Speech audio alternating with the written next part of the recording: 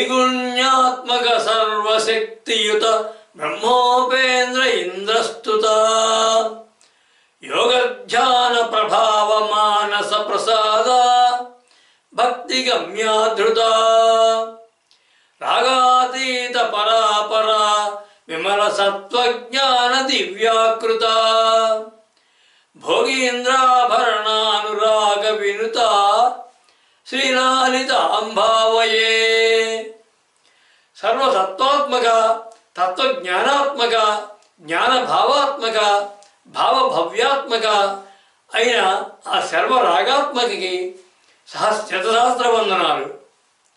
ఈ లలితా సహస్రారి పరంపరలో దేవి యొక్క స్వరూప ప్రతిభా ప్రభావాలను వివరించే క్రమంలో దేవిని గాయత్రి మహావిద్య స్వరూపిణిగా వివరించడం జరిగింది.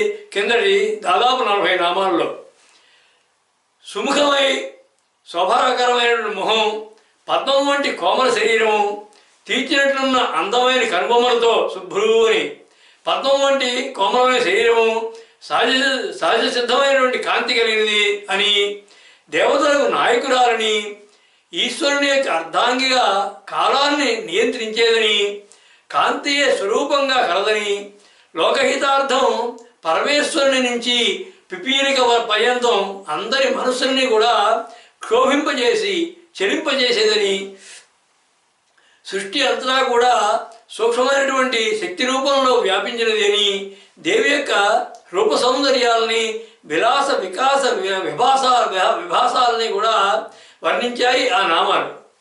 వాటిలో అంబ అనే నామం నుంచి సూక్ష్మరూపిణి అనే నామం వరకు ఉన్నటువంటి నామాలు జ్యోతిష్ శాస్త్రంలో ఉన్నటువంటి 27 యోగాలకు అధిదేవతగా వివరించడం విశేషమైన రహస్యం. అది సృష్టి అంతటా కూడా అణువున కాంతి రూపంలో వ్యాపించి విశ్వాన్ని వికాసవంతం, ప్రకాశవంతం, ప్రతిభావంతం, ప్రజ్ఞానవంతం చేసేది దేవి అన్నటువంటి అంతరార్థం కూడా ఉంది ఆ నామాల్లో.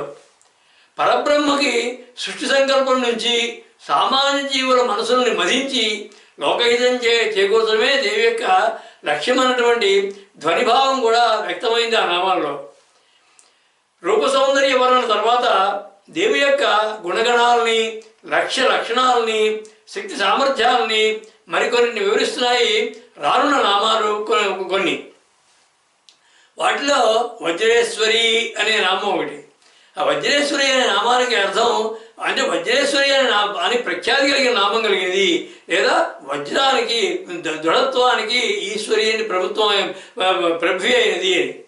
దీని యొక్క భావార్థ శ్లోకం వాగ్మూలాత్మక మంత్ర దైవత మహాయంత్రాధిశక్త్యాత్మక నిత్యాషోడశ మాతృరూప గణ ప్రఖ్యాత శుభాభీష్టద శ్రీచక్రాంతర గుప్త శక్తి మహిత వజ్రేశ్వరీ దేవత వజ్రస్థాగిత దివ్యభూషణ వర సిడ్నీపురీ శారదాని వజ్రస్థాగిత దివ్యభూషణ ధర సిడ్నీపురీ శారదాని అంటే వాంగ్మూలాత్మక మంత్ర దైవత మహాయంత్రాధిశక్త్యాత్మక అన్నారు. అంటే వాక్కుకు మూలమైనటువంటి మంత్రాలకు అధిదేవతగా, ఆ యంత్రాల యొక్క స్వరూపమైన శక్తి స్వరూపమైనది, 16 నిత్యాదేవతల స్వరూపంగా ప్రఖ్యాతి చెందింది.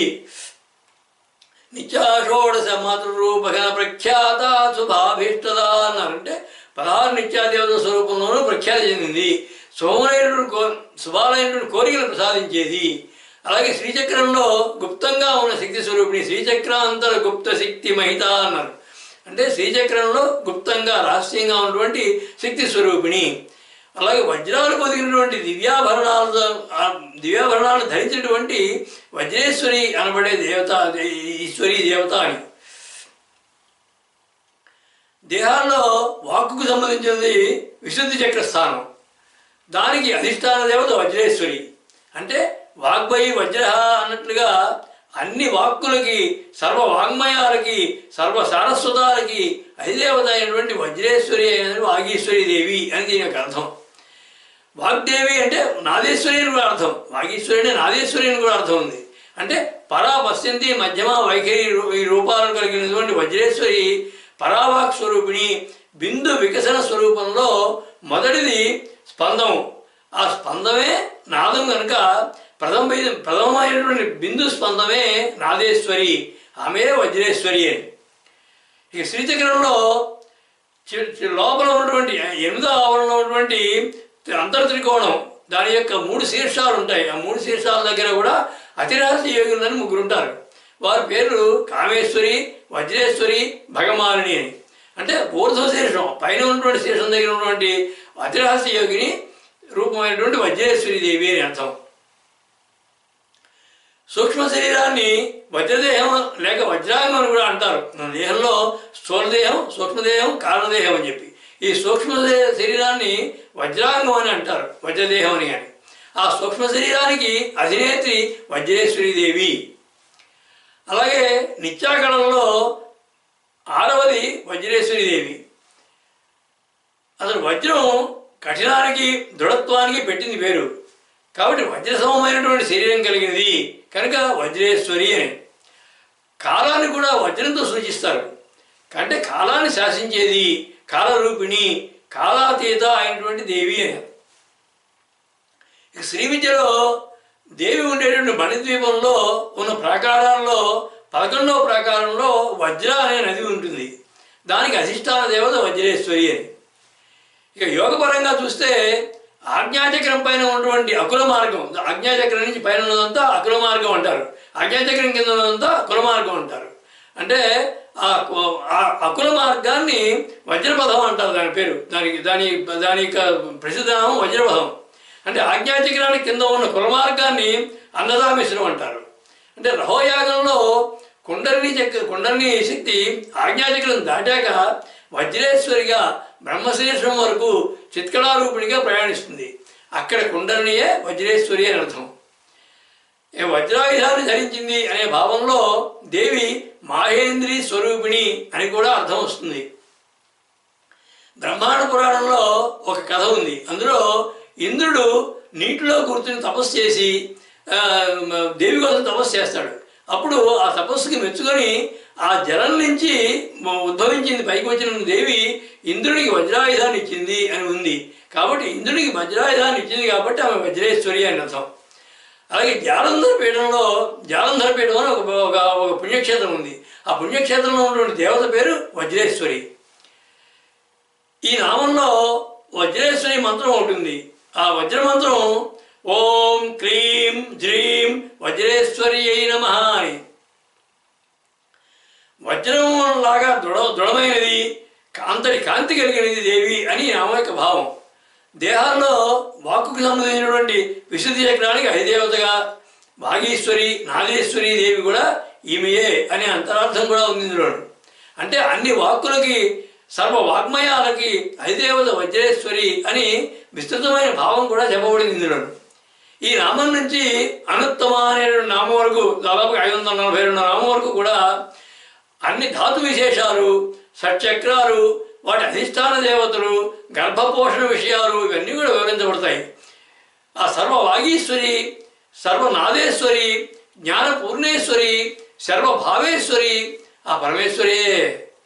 వజ్ర సమానమైన లక్షణాలు కల దేవి అనేటువంటి కింద నామం వజ్రానికన్నా ఎన్నో కోట్ల రెట్లు కాంతి కలిగిన దేవిని వజ్రంతో సమతుల్యంగా చెప్పడం సమంజసమా అన్న సందేహానికి ఆస్కారం కలుగుతుంది. వజ్రదేహానికి, వజ్ర చక్రానికి, వజ్ర మార్గానికి ఈశ్వరి అనేటువంటి యోగపరమైన అర్థం గమనిస్తే ఆ సందేహం తీరిపోతుంది. ఇలాగా పైకి సామాన్యంగా కనబడుతూ సందేహాలకు సందు అందిస్తూ యోగ భావాలని అన్వయిస్తే అసామాన్యంగా, అమేయమాన్యంగా ఆనందపరిచే నామాల్లో ఇదొకటి. ఆ వాగ్దేవి స్వరూపుడైనటువంటి దేవి సౌందర్య రాశిగా, ఈశ్వర మనోల్లాసిగా, విశ్వభావన విలాసినిగా వివరిస్తోంది వామదేవి అనే వచ్చే నామం. ఈ వామదేవి అనే నామానికి అర్థం సౌందర్యం కలది, అందమైనది అని అర్థం. వామ అంటే సౌందర్యం అని అర్థం. దీని యొక్క భావార్థ శ్లోకం సౌందర్యాన్విత శోభితాకృత మహత్వద్రూప ప్రాకాశత వామాంకే యథి తిష్ట శంభు సుమనోరాగోల్లస సద్వీక్షత వామార్థస్థిత విశ్వపాలనకృత సర్వేదు సంతుష్టత విశ్వాధీశ్వర వామదేవి వినుత సిడ్నీపురీ శారదా అని. అంటే సౌందర్యాన్విత శోభితాన్విత మహత్వద్రూప ప్రకాశత అన్నారు. అంటే సౌందర్యంతో శోభించేటటువంటి మహామహిమాన్వితమైనటువంటి రూపంతో ప్రకాశించేది. అలాగే వామాంకే యదితిష్ట శంభు సమునోరాగోర్ణ సద్వీక్షత అన్నారు. వామాంకం అంటే ఈశ్వరుని యొక్క ఎడవ భాగమందు వామాంకం మీద కూర్చుని ఈశ్వరునికి మనోల్లాసాన్ని కలిగించేది. అలాగే వామార్థస్థిత విశ్వపాలన కృత సర్వేదు సంతుష్టత అన్నారు. అంటే శివుని శరీరంలో ఎడవ భాగంలో అర్ధభాగంగా ఉండి విశ్వపాలనా కార్యంలో శివుని సంతోషపెట్టేది. విశ్వానికి అధీశ్వరి అయినటువంటి వామదేవి అనబడే ఈశ్వరి అని. ఇక వామ అంటే ఎడమ భాగం అని, సుందరమైనదని, వమనం అంటే వ్యక్తపరచడం అనేటువంటి అర్థాలు ఉన్నాయి. అర్ధనారీశ్వర తత్వంలో కనుక చూస్తే మహేశ్వర రూపం కుడివైపు, ఈశ్వరి తత్వం ఎడమవైపు కనుక మహేశ్వరునికి ఎడమ భాగం దేవి అని అర్థం.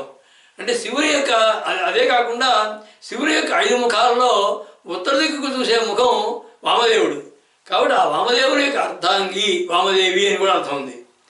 అలాగే ఐతరేయోపనిషత్తులో తం దేవా బ్రువన్ అయం వై సహ సర్వేషాం వామ ఇది తస్మాత్ వామదేవ అని ఉంది. అంటే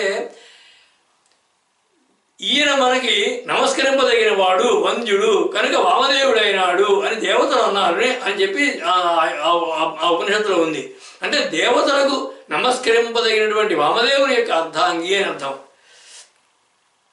అలాగే అమరకోశ ఏముంటుందంటే వామదేవో మహాదేవో విరూపాక్ష త్రిలోచన అంటుంది. అంటే వామదేవుడు అనే శివునికి పేరు అని అర్థం. అంటే ఆ వామదేవుని యొక్క భార్య వామదేవి. అలాగే దేవి భాగవతం ఏముంటుందంటే వామాంకే షణ్ణిషన్న స్వదేవి భువనేశ్వరి అంటుంది. అంటే భువనేశ్వరుడైనటువంటి శివుని యొక్క వామాంకం మీద ఉన్నది. ఇక వామ అంటే సుందరమైన అర్థం తీసుకుంటే సుందరమైన అర్థంలో దేవి అతిలోక సౌందర్యవతి, సౌందర్యానికే సౌందర్యమైనటువంటి లావణ్యం కలిగినది అని అర్థం. ఇంకా వమన అనే అర్థం తీసుకుంటే వమనం అంటే బహిర్గతం చేయడం, వ్యక్తం చేయడం అనేటువంటి తీసుకుంటే ఆ అర్థంలో ప్రళయం తర్వాత బీజ రూపంలో నిక్షిప్తంగా ఉన్నటువంటి సృష్టిని వమనం చేసేది, అంటే బయటపరిచేది, బహిరంగపరిచేది, వ్యక్తపరిచేది దేవి అని. ఇది దేవి పురాణం ఉంటుంది. వామం విరుద్ధం రూపంతు విపరీతంతు గీయతే వామేన సుగదాదేవి వామదేవి తదస్మృతే అంటుంది. అంటే వామము అంటే విపరీతమైన అనే అర్థం ఉంది. ఆ విపరీతమైన అనే అర్థంలో విపరీత మార్గం చేత కూడా సుఖాలను కలిగించేది వామదేవి అని అర్థం. అలాగే దేహంలో షట్చక్రాల్లోనూ అనాహత చక్రాధిష్టాన దేవత వామదేవి. ఆ అనాహతం వద్ద ఉన్నటువంటి ధారాకాశంలో ఆత్మ చుట్టూ పరిభ్రమించేటటువంటి ముఖ్య ప్రాణమే ఆ ఈంకార రూపిణి వామదేవి అని. అలాగే శబ్దకల్పత్రము అని ఒక గ్రంథంలో వామో వేద విరుద్ధో వా ఆచార అని ఉంటుంది. అంటే వేద విరుద్ధమైన ఆచారాలంటే వామాచారాలు. ఆ వామాచారాల చేత పూజింపబడే దేవత. అంటే వామాచారము సమయాచారము రెండింటి చేత కూడా పూజింపబడుతుంది అని ఈ నామం యొక్క భావం. దీనిలో ఒక మంత్రం ఉంది. అది వజ్రేశ వామదేవి మంత్రం. దాని యొక్క ధ్యాన శ్లోకం పాశం కృపాణ భయసూరహస్తాం రక్తప్రభాం రక్తదుకూల వస్త్రాం వరజాసనస్తాం వజ్రేశ్వరీం భావయ వీర్యవృద్ధై.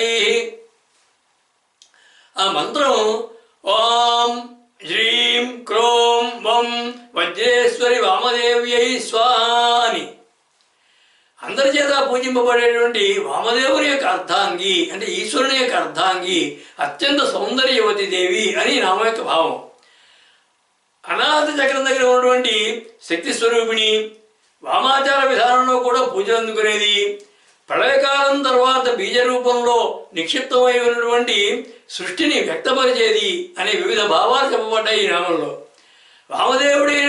వామదేవుడైనటువంటి ఈశ్వరునితో అభేదమైనది, భేదం లేనిది కనుక వామదేవి అనే నామం కూడా దేవికి సార్థకం.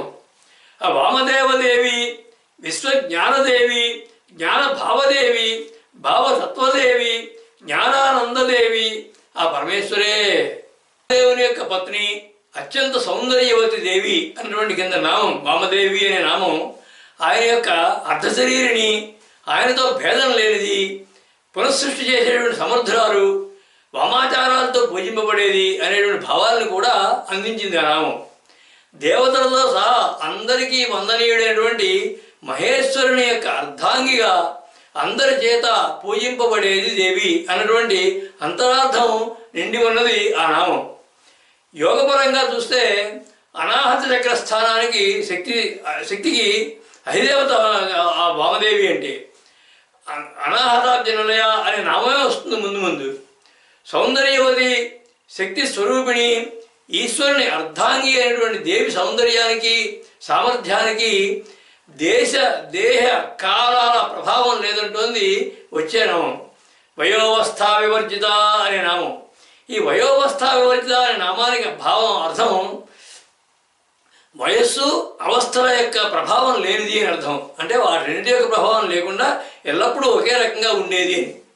దాని యొక్క భావార్థ శ్లోకం బాల్యం శైశవ వార్ధకాలి వయసాదీతే సదా యౌవన జాగృస్వప్న సుషుప్త్యవస్థరహిత చైతన్య శక్తిత్వయా కాలాతీత గుణాధిక వరవయోవస్థాని సద్వర్జిత లావణ్య మణిపూర చక్ర నిలయ సిడ్నీపురీ శారదా.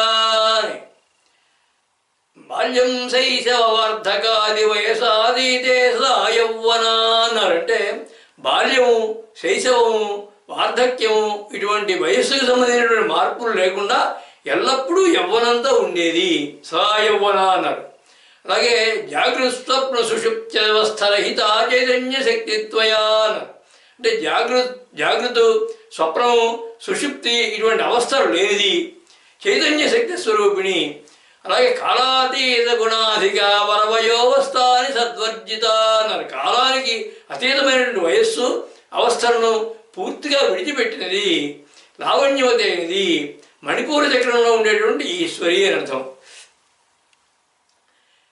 శరీర సంబంధమైనటువంటి మార్పుల వల్ల వచ్చేవి శైశవం, బాల్యం, యవ్వనం, కౌమారం, వార్ధక్యం ఇటువంటి దశలన్నీ కూడా ప్రతి దేహానికి కూడా దేహానికి సంబంధించి వస్తూ ఉంటాయి ఇవన్నీ. అలాగే కాల సంబంధమైన మార్పుల వల్ల వచ్చేవి జాగృత్, స్వప్న, సుషుప్తి ఇవన్నీ కూడా కాలం ఒకే రోజులోనే జాగృతి అంటే మెరుగుగా ఉండడం, స్వప్నం అంటే నిద్రపోవడం, కళ్ళగండం, సుషుప్తి అంటే పూర్తిగా నిద్రపోవడం. ఇవి కాలానికి సంబంధించిన అవస్థలు. ఇవి ఈ పాంచభౌతిక శరీరానికి ఈ అవస్థలు, ఈ శరీర సంబంధమైన మార్పులు ఇవన్నీ జరుగుతూ ఉంటాయి, పరిణామక్రమం ఇవన్నీ. దేవి పాంచభౌతిక దేహానికి అతీతమైనది కాబట్టి, కాలానికి అతీతమైనది కనుక ఆమెకు ఈ శరీర దశలు కానీ కాలం వల్ల కలిగేటటువంటి అవస్థలు కానీ వర్తించవు. అంటే దేవి ఎప్పుడూ కూడా యవ్వన దశలో సదా షోడశ వర్షాయాం అన్నారు. అంటే ఎప్పుడూ కూడా 16 సంవత్సరాల ప్రాయంలోనూ 3 అవస్థలకు అతీతమైనటువంటి తురీయ అవస్థలోనూ ఉంటుంది దేవి అని దీని యొక్క అర్థం. ఏదైనా పదార్థానికి కాలపరిమితి, వయోపరిమితి, లేదా పరిణామము, మార్పు చెందడము, అవస్థలు ఇవన్నీ ఉంటాయి పదార్థం అయితే. కానీ ప్రజ్ఞకి, చైతన్యానికి ఆ పరిమితులు, అవస్థలు అవి ఉండవు. అంటే తత్వానికి అసలే ఉండవు ఇవేమి. దేహాలతో ముడిపడి ఉన్నటువంటి జీవునికి ఈ పరిమితులు, అవస్థలు ఉన్నట్లుగా భాషిస్తాయి, కనపడతాయి అవి. దేవి ఆత్మజ్ఞాన స్వరూపిణి, శుద్ధ చైతన్య స్వరూపిణి, కాలాతీత రూపిణి కనుక ఆమెకి వయస్సు, అవస్థలు ఈ పరిణామాలు ఏమి ఉండవు. ఎప్పుడు కూడా ఎప్పుడైనా సరే ఏ అవస్థలు కానీ, ఏ వయస్సు కానీ, ఏ రూపం కానీ దాల్చుకుంటే అది పొందగలదు దేవి అని దీని యొక్క భావం. వయసుకి, కాలానికి సంబంధం లేకుండా సాధకుల్లో నిరంతరము జరిగేటటువంటి అంతర్గత జపం, ఆ జపంలో ధ్యానానికి, ఆ ధ్యానాన్నే వయోవస్థ వివర్జిత అంటారు. అంటే ఏ కాలానికి, ఏ అవస్థకి సంబంధం లేకుండా ఎల్లప్పుడూ కూడా సాధకులు వాటిలో అంతర్గతంగా జపం చేసుకుంటూ ఉంటారు కాబట్టి ఆ జపాన్ని ఆయన వయోవస్థ వివర్జిత అంటారు. అంటే ఆ ధ్యాన రూపంలో ఉన్న దేవి అని అర్థం. దేవి బ్రహ్మరూపిణి, పరంజ్యోతి, కాంతి రూపిణి కనుక కాలం శరీర ధర్మాలకి పరిణామాలకి అతీతమైనదే నీ యొక్క భావం. ప్రాణానికే ప్రాణం, ఆత్మకే ఆత్మ అయినటువంటి దేవిని ఏ నామరూప విశేష భావాలు బాధించవసరం. నామరూపాత్మకమైనటువంటి లక్షణాలకు అతీతమైనది దేవి అని అర్థం. ఇక యోగపరంగా చూస్తే కుండలిని శక్తి మూలాధారం నుంచి బయలుదేరి స్వాధిష్టానాన్ని తాకుతూ బ్రహ్మగ్రంథిని ఛేదించుకుంటూ మణిపూర చక్రం వద్దకు వచ్చినప్పుడు అది ముఖ్య ప్రాణం అవుతుంది. దాన్ని అక్కడ ముఖ్య ప్రాణం ఉంటుందండి. ఆ స్థితిలో ఆ శక్తి పరిణామానికి అంటే మార్పుకి అతీతంగా ఉంటుంది. అందుకే మణిపూర చక్రం దగ్గర ఉన్నటువంటి అధిష్టాన దేవతా శక్తి పేరు వయోవస్థ వివర్జిత అని. దేశ కాలావస్థలకి అతీతంగా ఉన్నది దేవి అనేది ఈ నామాఖ్య భావం. కాలానికి నామరూపాత్మకమైనటువంటి విషయాలకి అతీతమైనటువంటి దేవిని కాంతిమతిగా, పరంజ్యోతిగా, బ్రహ్మరూపిణిగా దర్శింపజేసింది ఈ నామం. నిరంతరము సాధకుల అంతరంగాల్లో జరిగేటువంటి ధ్యాన స్వరూపిణియే దేవి అని దీని యొక్క అంతరార్థం. ఆ ధ్యాన సమర్చిత, భక్తి ప్రహర్షిత, జ్ఞాన సమర్పిత, ప్రజ్ఞా ప్రదర్శిత, తత్వ విమర్శిత ఆ పరమేశ్వరే. శరీర పరిణామాలైనటువంటి వయస్సు అవస్థలు లేని దేవి అన్నటువంటి కింద నామం వయోవస్థ వివర్జిత అనే నామం ఆమెను కాలాతీతగా, దేహాతీతగా, బ్రహ్మస్వరూపిణిగా చెప్పే ప్రయత్నం చేసింది. దేవి కాంతిమతి కనుక కాంతికి కాలము దేహము ఉండవు కనుక వాటికి సంబంధించిన అవస్థలకు కూడా ఆస్కారం ఉండదు అనేటువంటి భావాన్ని పరోక్షంగా చెప్పింది ఆ నామం. యోగధ్యానం ద్వారా సమాధి స్థితిని చేరేవారే వయోవస్థలను అధిగమించిన వారు కనుక దేవి వారి స్వరూపమే అన్నటువంటి ధ్వని విశేషం కూడా కలిగింది ఆ నామం. ప్రసిద్ధులైనటువంటి ఆ యోగి పుంగవులకి నిరంతరంగా నీడగా నిలిచి వారికి ప్రసిద్ధ సిద్ధుల్ని ప్రసాదిస్తుంది దేవి అంటోంది వచ్చేటువంటి నామం సిద్ధేశ్వరి అనే నామం. ఈ సిద్ధేశ్వరి అనే నామానికి బాహ్యమైన అర్థం సిద్ధులకు ఈశ్వరి, అధికారిణి అని. దీని యొక్క భావార్థ శ్లోకం యోగాభ్యాసక సిద్ధి సాధక వరసిద్ధ్యే సదా పూజిత ప్రాకామ్యాది ప్రసిద్ధ సిద్ధి మహిత శ్రీచక్ర బాహ్యస్థిత సిద్ధ సాధ్య సురేంద్ర సేవిత పద ఈశిత్వ సిద్ధేశ్వరి స్వాధిష్టాన ప్రసిద్ధ చక్ర నిలయ సిడ్నీపురీ శారదా. యోగాభ్యాసక సిద్ధి సాధక వరసిద్ధ్యే సదా పూజిత. యోగాభ్యాసం ద్వారా సిద్ధుల్ని సాధించినటువంటి సిద్ధపురుషుల చేత సదా పూజింపబడేది. అలాగే ప్రాకామ్యాది ప్రసిద్ధ సిద్ధి మహిత అంటే ప్రాకామ్యం వంటి ప్రసిద్ధి చెందినటువంటి అష్టసిద్ధులు శ్రీచక్రంలో బాహ్యమైన ఆవరణలో ఉంటాయి, భూపురం దగ్గర ఉంటాయి అవి. కనుక అలాంటి అన్ని సిద్ధులకి కూడా అధికారినిగా సిద్ధులు, సాధ్యులు, ఇంద్రాది దేవతల చేత పూజింపబడేటువంటి పాదములు కలిగింది. సిద్ధసాధ్య సురేంద్ర సేవిత పద అన్నారు. అలాగే ఈశత్వం అంటే సిద్ధులకు అధికారిని, స్వాధిష్టాన చక్రంలో ఉండే ఈశ్వరి అని అర్థం. స్వాధిష్టాన ప్రసిద్ధ చక్ర నిలయ అన్నారు. అమరకోశం ప్రకారం చూస్తే అణిమా మహిమా చైవ గరిమా లహిమా తథా ప్రాప్తి ప్రాకామ్యం ఈశత్వం వశత్వం అష్టసిద్ధయ అని ఉంటుంది. అంటే 8 సిద్ధులు అవి. అవి అణిమ అంటే అణువంతగా చిన్నగా మారిపోవడము, మహిమ అంటే చాలా పెద్దగా అవ్వగలగడము, గరిమ అంటే ఎక్కువ బరువుగా అవడము, లహిమ అంటే తేలిగ్గా అవడము, ప్రాప్తి అంటే దూరంగా ఉన్న విషయాలను గ్రహించడం, ప్రాకామ్యం అంటే కోరిన వాటిని రప్పించగలడం, ఈశత్వం అంటే అనుకున్న పని ఇతరుల ద్వారా సాధించడం అంటే అధికారం అన్నమాట, వశత్వం అంటే ఇతరులను తన వశంలో ఉంచుకోవడం. ఇవే కాకుండా ఇంకా మహాసిద్ధులు ఇంకా కొన్ని ఉన్నాయి. అవి ఉదాహరణకు దూరదర్శనము, దూరశ్రవణము, లోకాంతర గమనము, త్రికాల జ్ఞానము, క్షుట్టివాసులు ఆకలి తప్పులు లేకుండా ఉండడము, ఇలాంటివన్నీ కూడా ఎన్నో సిద్ధులు ఉన్నాయి. ఇవన్నీ ఈ సిద్ధులు ఉపాసనా క్రమంలో భక్తులకి అప్పుడప్పుడు కలుగుతూ ఉంటాయి. ఈ సిద్ధులకి నాయకురాలు దేవి అంటే ఈ సిద్ధుల్ని భక్తులకు ప్రసాదించే దేవి అని అర్థం. సిద్ధేశ్వరి అంటే దేహాల్లో స్వాధిష్టాన చక్రానికి అధిదేవత అయినటువంటి ఈశ్వరి దేవి. అలాగే కాశీక్షేత్రంలో సర్వసిద్ధుల్ని ప్రసాదించేటువంటి దేవి పేరు కూడా సిద్ధేశ్వరి ఒక ఒక ఒక దేవత ఉంది కాశీక్షేత్రంలో. ఈ అష్టసిద్ధులు కూడా శ్రీచక్రంలో బాహ్యావరణం అంటే భూపురంలో ఉంటాయని, వీటిని అర్చిస్తే సిద్ధులు లభ్యమవుతాయని, వీటికి అధిదేవత దేవి అని శ్రీ విద్యా గ్రంథాల్లో ఎన్నో చోట చెప్పబడింది. ఇంకొక రకంగా దేహపరంగా చూస్తే జీవి మాతృగర్భంలో ఎదుగుతూ ఉన్నప్పుడు కాలక్రమంలో కొన్ని కొన్ని జీవ నిర్మాణ శక్తులకి సిద్ధుల్ని అందుకుంటూ ఉంటుంది.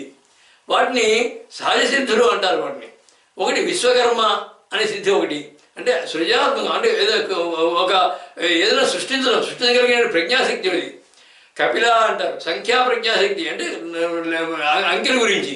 త్వష్ట ఆకార పరిమాణ ప్రజ్ఞాశక్తి. అది ఆకారం ఇంత ఇంత ఇంత ఇంత ఎక్కువ ఉంది, ఇంత తక్కువ ఉంది అనే విషయం తెలుస్తుంది. ఉషనశ అనే వివేక ప్రజ్ఞాశక్తి.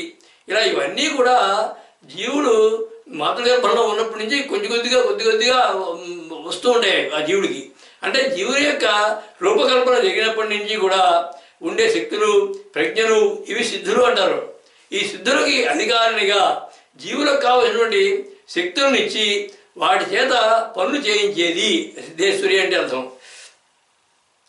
ఇక పరబ్రహ్మలో ఒక సంకల్పం కలిగినప్పుడు ఆ సంకల్పంగా మహామాయా చైతన్యంగా బయటకు వచ్చి ఆ ఈశ్వర సంకల్పాన్ని సిద్ధ సంకల్పం అంటే ఫలవంతం చేసే శక్తిగా తనను తాను ఆవిష్కరించినటువంటి దేవియే సిద్ధేశ్వరి.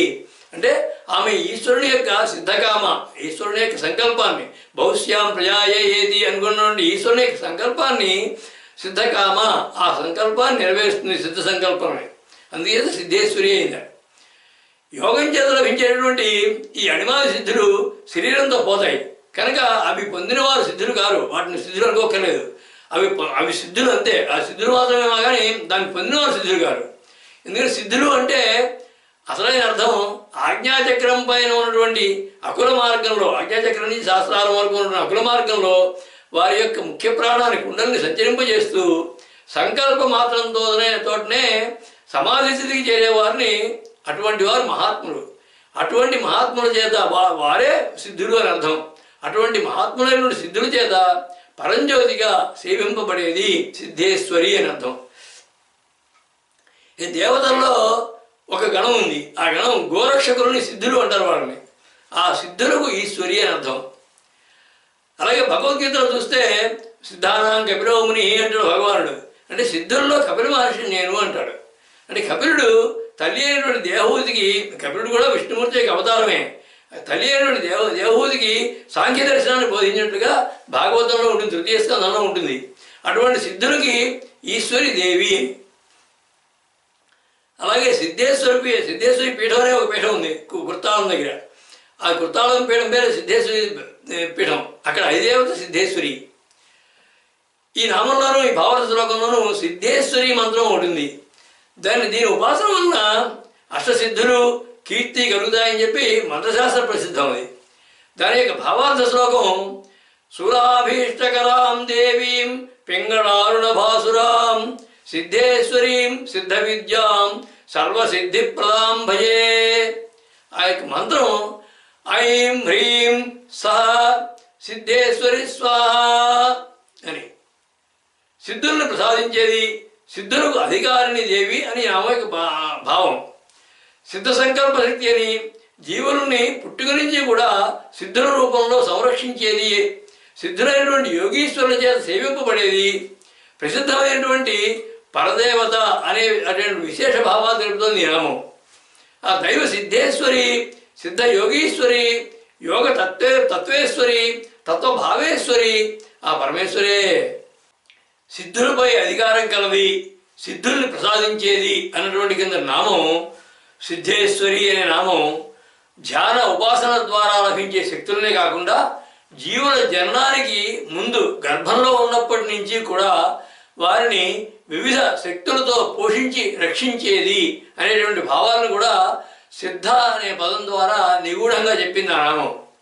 సిద్ధులు కలిగినటువంటి మహనీయులకి నాయకురాలు ఈశ్వరి అనే భావం ద్వారా సిద్ధులు పొందిన వారిని పరిరక్షించడానికి సదా సిద్ధంగా ఉండేది దేవి అన్నటువంటి విస్తృతమైన భావం కూడా ఉంది ఆ నామంలో.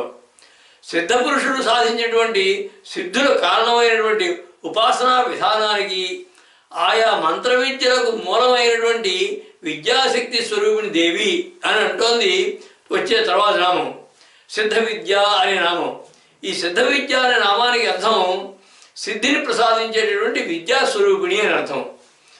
దీని యొక్క భావార్థ శ్లోకం మంత్రోపాసన లక్ష్య శుద్ధి వరద విజ్ఞాన సంపత్ప్రద సత్సంకల్పకృతేన మంత్ర జపతాన్ సంక్షేమ సంభూయతాన్ వైరాగ్యాది సమస్త సద్గుణయుత సిద్ధేతు సంసేవిత ఆధారస్థిత సిద్ధ విద్య వినుత సిడ్నీపురీ శారద.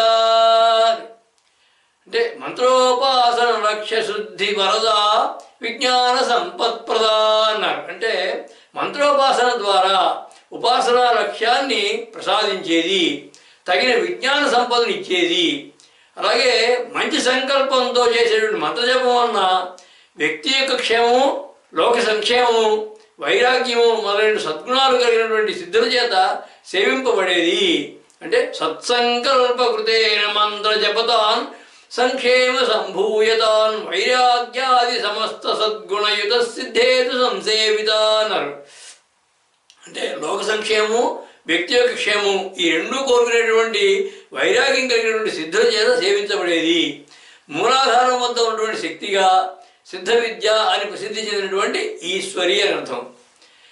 ఏ విద్యను అభ్యసించి ఉపాసించి శాశ్వతమైన జ్ఞానాన్ని పొందగలరో దాన్ని సిద్ధ విద్య అంటారు.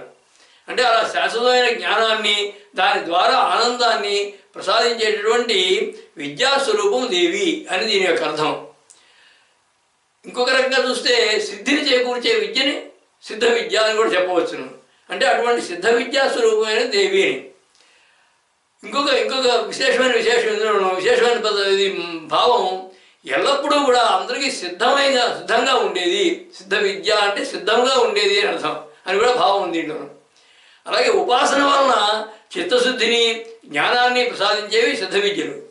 అవే కాకుండా మహామంత్రాల్లో సిద్ధ విద్యలు కొన్ని ఉన్నాయి. ఆ దశ మహావిద్యల్లో విద్యలు, సిద్ధ విద్యలు, మహావిద్యలు అని 3 రకాల విద్యలు ఉన్నాయి. వీటిని గురించి రకరకాల వ్యాఖ్యానాలు ఉన్నాయి. ఒక రకం వ్యాఖ్యానంలో కాళీ, తార, మహావిద్య, షోడశి, భువనేశ్వరి, భైరవి, చిన్నమస్తాచ, విద్యా ధూమవతీ యథా మగళా సిద్ధ విద్యాచ మాతంగీ కమలాత్మిక ఏతా దశ మహావిద్యా గుప్త విద్యా ప్రకీర్తిత అని. అంటే ఈ శ్లోకాన్ని బట్టి చూస్తే కాళీ, తార అనే మహావిద్యలని, షోడశి, భువనేశ్వరి, భైరవి, చిన్నమస్త, ధూమవతి అనే విద్యలని, బగళ, మాతంగి, కమలాత్మికల సిద్ధ విద్యలని భావం. ఈ విద్యల మీద రకరకాల వ్యాఖ్యానాలు ఉన్నాయి. ఈ శ్లోకం ప్రకారం అయితే ఈ విధంగా విద్యను విభజన జరిగింది. ఈ విద్యలన్నిటికీ కూడా మాత అయిన దేవి అని అర్థం. ఇంకొక శ్రీ విద్య ప్రకారం చూస్తే శ్రీ విద్యనే సిద్ధ విద్య అని చెబుతారు. అలాగే బాలామంత్రం, పంచదశి, షోడశి, పురుషోత్తమ విద్యలు ఇవన్నీ కూడా సిద్ధ విద్యలుగా తంత్రశాస్త్రాల్లో చెప్పబడ్డాయి.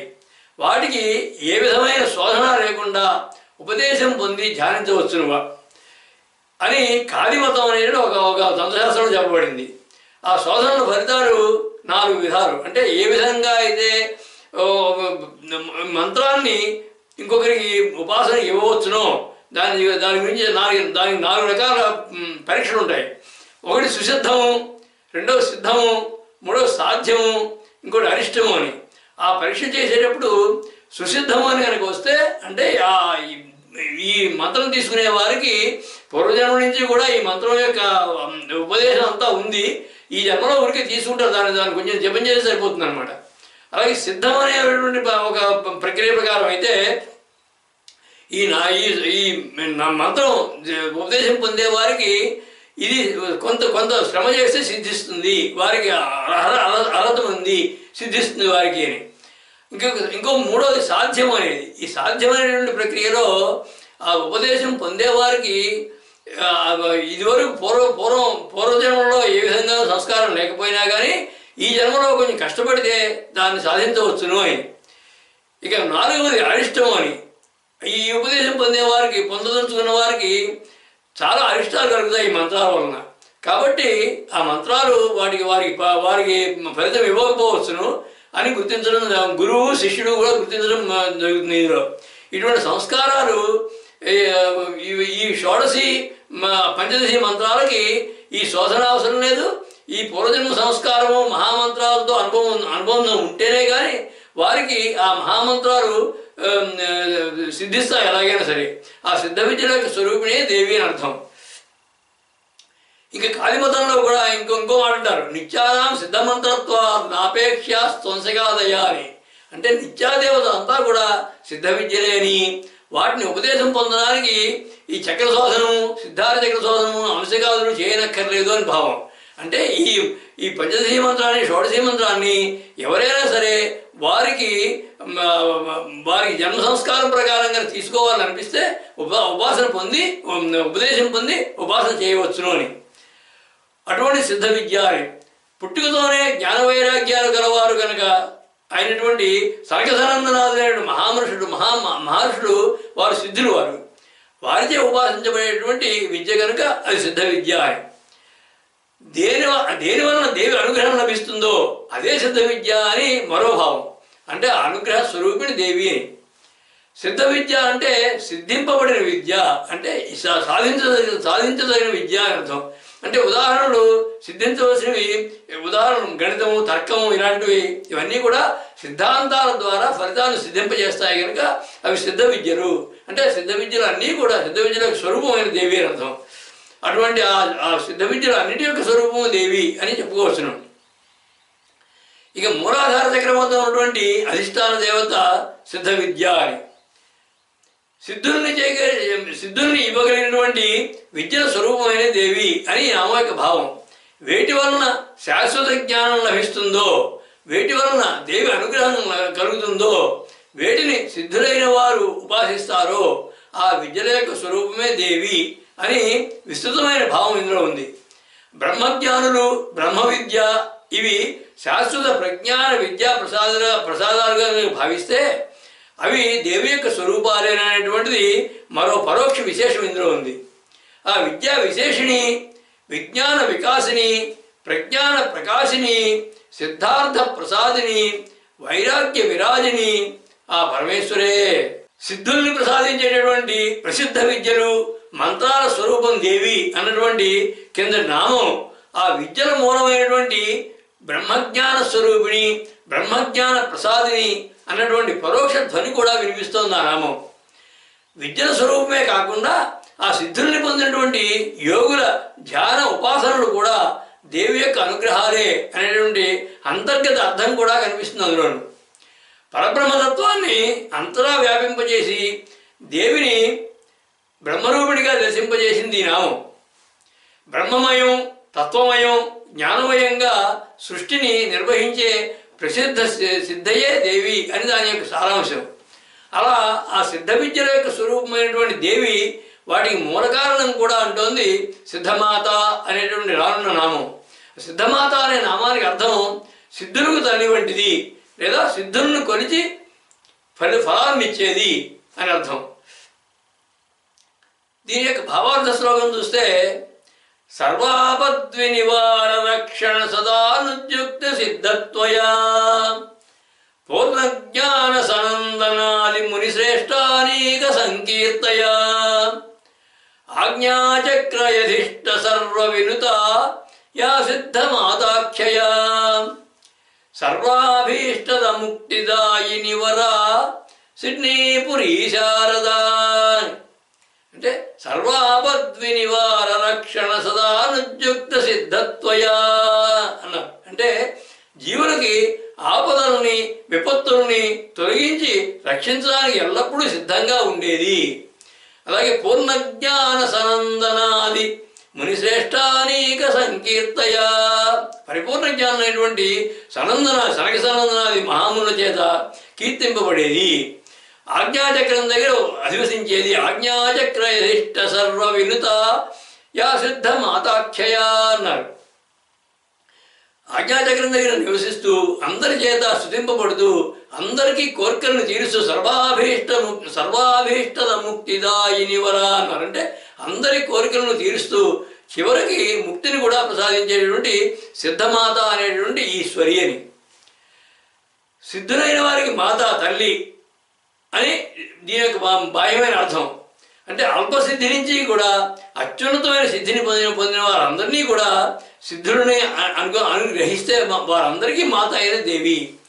ఉపాసనాపరులైనటువంటి యోగులు, మహర్షులు, యతులు, మునిపుంగవులు, సిద్ధులు కనుక వీరందరూ వారికి మాతా స్వరూపమైన దేవి అని. పుట్టుకతోనే జ్ఞానవైరాగ్యాలు కలవారు కనుక అయినటువంటి సనకసనందనాథులైనటువంటి సిద్ధులు వారిని తల్లి వలె సదా రక్షిస్తూ ఉంటుంది అని. అంతేకాకుండా స్మరించినంత మాత్రాన భక్తుల ఆపదల్ని కష్టాలని తొలగించి వారిని రక్షించడానికి సన్నద్ధంగా ఉంటుంది దేవి సిద్ధమాత అంటే సిద్ధంగా ఉంటుంది అని. సామాన్య జనకమాత సామాన్యంగా మన తల్లులందరూ వలె కాలత్రయ బాధ్యత కాంది. అంటే మన మిగతా సామాన్యమైన జనులందరూ కూడా వారి కాలత్రయాల్లోనూ వారి మార్పులు ఉంటాయి వారికి. కానీ ఈ జగన్మాతకు మటుకు ఈ కాలత్రయాల బాధ ఏంది, ఏ మార్పు లేనిది అని అర్థం. అలాగే మంత్రసిద్ధి గల వారిని తల్లి వలె రక్షించేది దేవి అని. అలాగే మాత అంటే మరొక అర్థం ఉంది. మాత అంటే మినోతి ఇది మాత అని, అంటే అభిన్నము అనే అర్థంలో, అంటే తేడా లేదు అనే అర్థంలో సిద్ధుల్ని తనకంటే అభిన్నము, తనకంటే వేరు కాదు అని తెలిపేది అని. అలాగే ఆజ్ఞాచక్రానికి అధిష్టాన దేవత సిద్ధమాత. మాత అంటే తల్లి అనే కాకుండా కొలమానానికి సంబంధించింది, దానానికి సంబంధించిన దాత అయితే మానానికి సంబంధించి మాత అంటే కొలిచేది అని కూడా అర్థం ఉంది. ఏ విధంగా కొలుస్తుంది? జీవుల యొక్క కర్మఫలాలను కొలిచి వారికి తగిన ఫలాలను ఇస్తుంది అని అర్థం ఉంది. అలాగే సిద్ధులకు తల్లి అని మరొక అర్థం.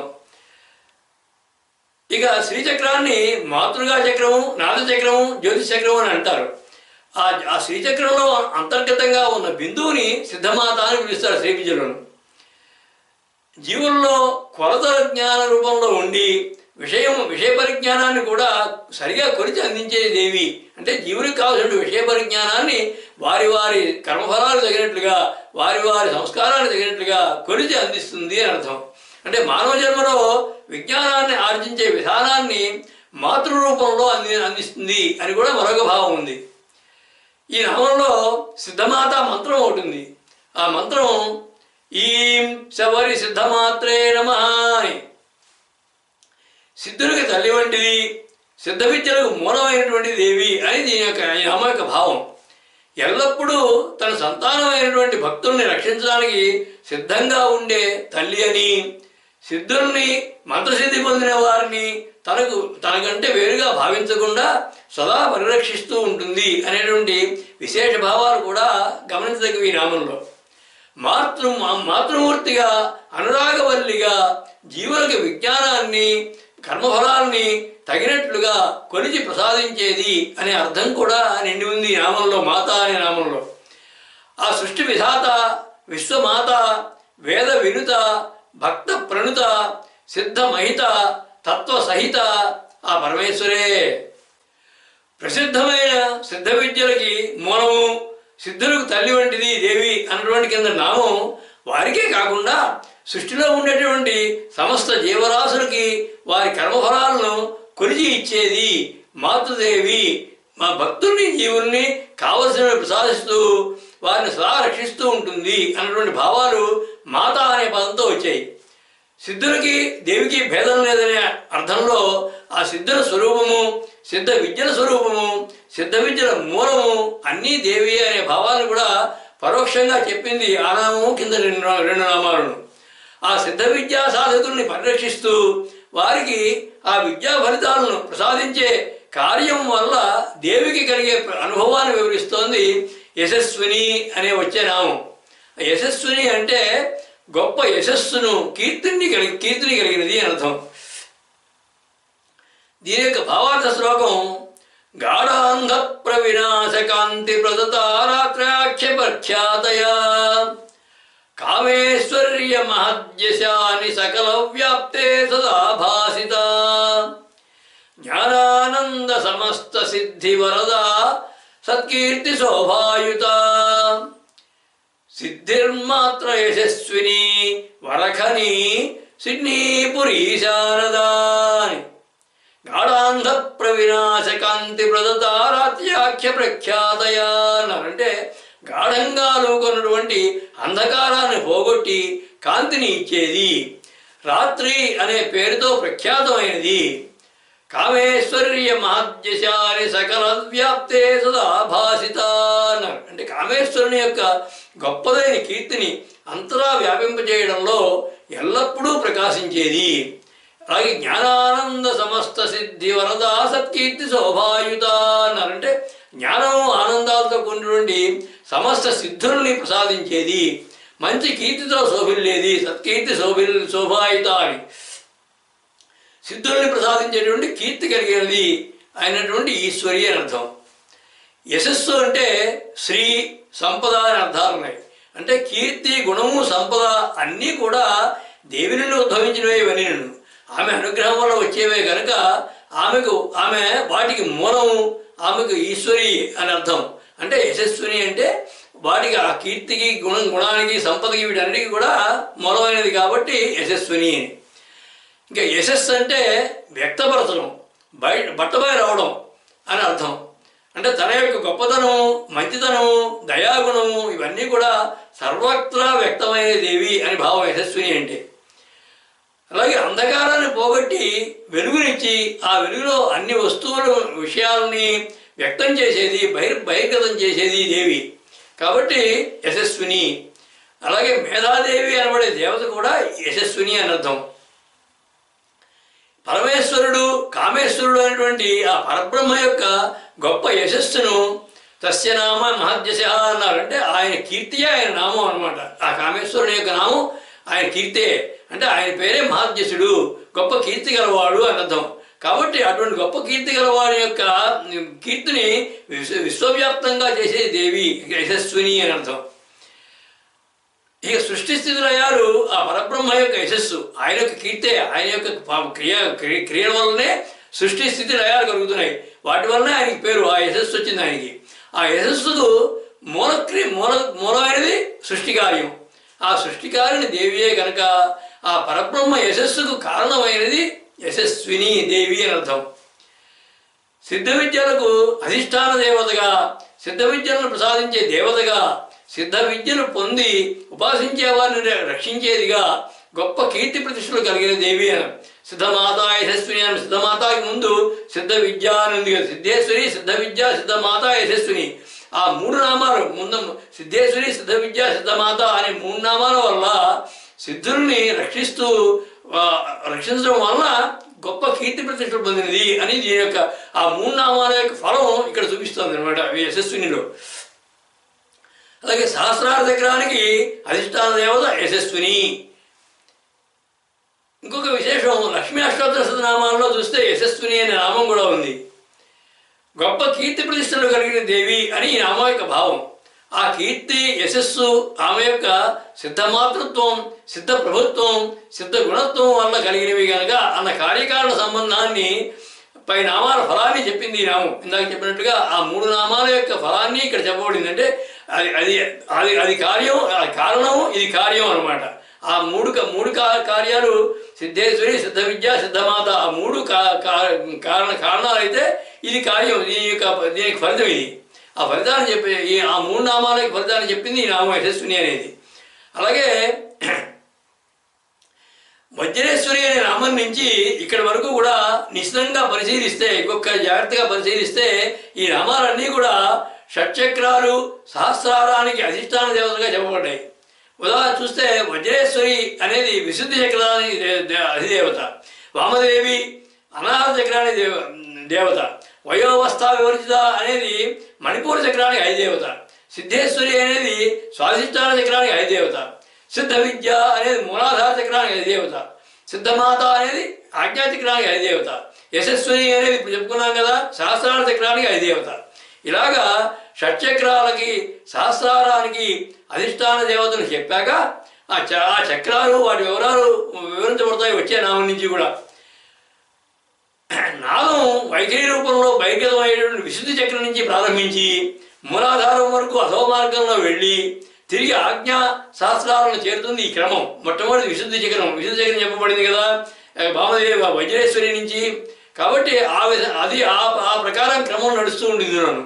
అదే దానికి కారణం అకారం నుంచి క్షకారం వరకు కూడా ఉన్నటువంటి వర్ణాలన్నీ కూడా విశుద్ధి చక్రంలో ప్రారంభమయ్యి ఆజ్ఞాచక్రంలో పూర్తవుతాయి. కాబట్టి ఇది యోగ విద్యలోను శ్రీ విద్యలోనూ కూడా ప్రసిద్ధమైన క్రమం ఇది. అందుకే తర్వాత నామం నుంచి కూడా ఒక 67 నామాలు ఇదే క్రమంలో విశుద్ధి చక్రం నుంచి ప్రారంభించి షట్చక్రాలని సహస్రారాన్ని అక్కడి పద్మ వివరాలని శక్తి స్వరూప స్వభావ ప్రభావాలని కీర్తి స్ఫూర్తి ప్రతిష్టల్ని వివరిస్తాయి. ఆ సిద్ధ యశస్విని ప్రసిద్ధ తపస్విని శుద్ధ తరస్విని జ్ఞాన తరంగిణి తత్వ స్రోతస్విని మోద మనస్విని ఆ పరమేశ్వరే. సర్వం శ్రీ లలితాదేవి అర్పణమస్తు.